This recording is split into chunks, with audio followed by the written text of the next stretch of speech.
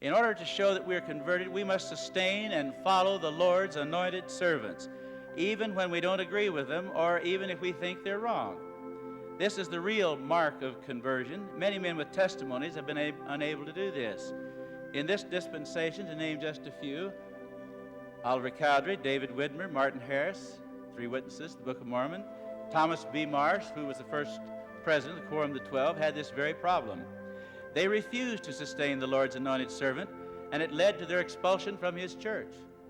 Conversion implies a change, or as King Benjamin says, a putting off of the natural man, which is selfish, conceited, impatient, intemperate, disobedient, and rebellious, and becoming a saint through the atonement of Christ the Lord.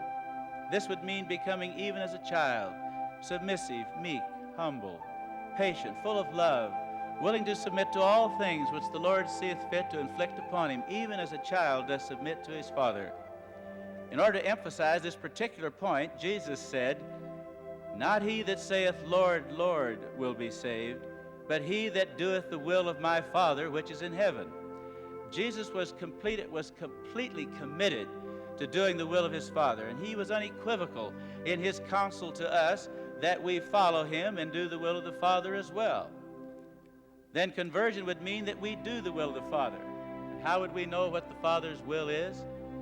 Surely it can come directly from the Father by revelation, but it seldom does. When he has authorized servants to act for him, generally we get it through his servants.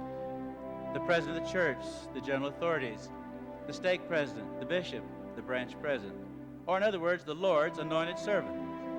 Thus, the clear necessity of sustaining the Lord's anointed servants in righteousness, even if we don't agree with them, or should I say, particularly when we don't agree with them. It's no big problem to sustain a man if you agree with him. But if you don't agree, that's the real test. This is the real key to conversion. This is doing the will of the Father.